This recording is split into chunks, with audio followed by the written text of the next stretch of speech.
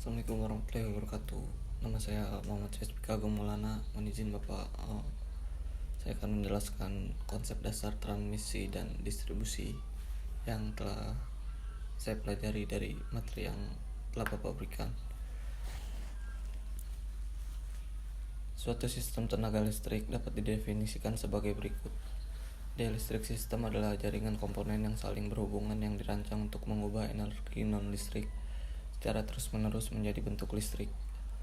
Mengangkut listrik energi melalui jarak yang berpotensi besar, mengubah energi listrik jadi bentuk khusus, mengubah energi listrik yang menjadi bentuk non-listrik yang dapat digunakan. Sistem tenaga listrik adalah kumpulan pusat listrik dan gardu induk yang satu dengan yang lain dihubungkan oleh jaringan transmisi dan distribusi sehingga merupakan satu kesatuan yang terinterkoneksi. Sistem jaringan tenaga listrik adalah penyaluran energi listrik dari pembangkit tenaga listrik hingga sampai kepada konsumen pada tingkat tegangan yang diperlukan. Sistem pendistribusian langsung merupakan sistem penyaluran tenaga listrik yang dilakukan secara langsung dari pusat pembangkit tenaga listrik dan tidak melalui jaringan transmisi terlebih dahulu. Sementara sistem pendistribusian tak langsung merupakan sistem penyaluran tenaga listrik yang dilakukan jika pusat pembangkit tenaga listrik jauh dari pusat-pusat beban, sehingga untuk penyaluran tenaga listrik memerlukan jaringan transmisi sebagai jaringan perantara sebelum dihubungkan dengan jaringan distribusi yang langsung menyalurkan tenaga listrik ke konsumen.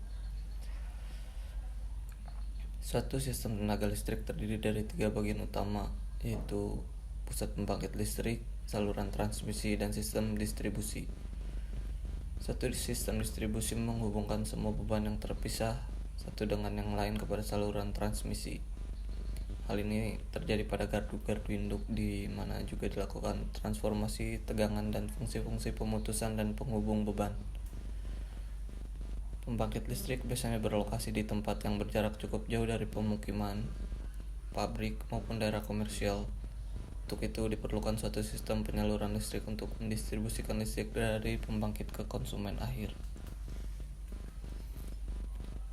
Sistem transmisi listrik merupakan sistem yang berfungsi untuk mengalirkan listrik dari pembangkit ke gardu listrik utama dan substation. Umumnya pembangkit listrik dan substation terpisah dengan jarak yang cukup jauh, berkisar antara 300 km hingga 3000 km. Akibatnya, panjangnya jarak tersebut dapat berdampak pada besarnya rugi-rugi listrik. Salah satunya adalah disipasi panas. Salah satu cara untuk meminimalisir besarnya rugi-rugi listrik pada proses penyaluran adalah dengan memperbesar tegangan listrik. Pada sistem transmisi listrik, tegangan listrik mencapai 550 kV. Listrik yang dihasilkan oleh generator biasanya memiliki tegangan berkisar di antara 13,8 kV dan 24 kV. Tapi generator besar yang modern dibuat dengan tegangan bervariasi antara 18 kV dan 24 kV. Tegangan ini terbilang rendah untuk dapat ditransmisikan dalam jarak yang sangat jauh sehingga tegangan generator dinaikkan ke tingkat yang dipakai untuk transmisi, yaitu 115 kV dan 765 kV. Tegangan tinggi standar di luar negeri adalah 70 kV, 150 kV, dan 220 kV. Tegangan tinggi ekstra standar adalah 500 kV dan 700 kV. Keuntungan transmisi dengan tegangan lebih tinggi akan menjadi jelas jika melihat pada kemampuan transmisi suatu saluran transmisi. Tetapi kemampuan transmisi dari suatu saluran dengan tegangan tertentu tidak dapat diterapkan dengan pasti, karena kemampuan ini masih tergantung lagi pada batasan-batasan termal dari penghantar. Jatuh tegangan yang diperbolehkan, keandalan dan persyaratan kestabilan sistem. Dengan demikian, dengan nilai daya tertentu, apabila tegangan rendah maka arus listrik tinggi.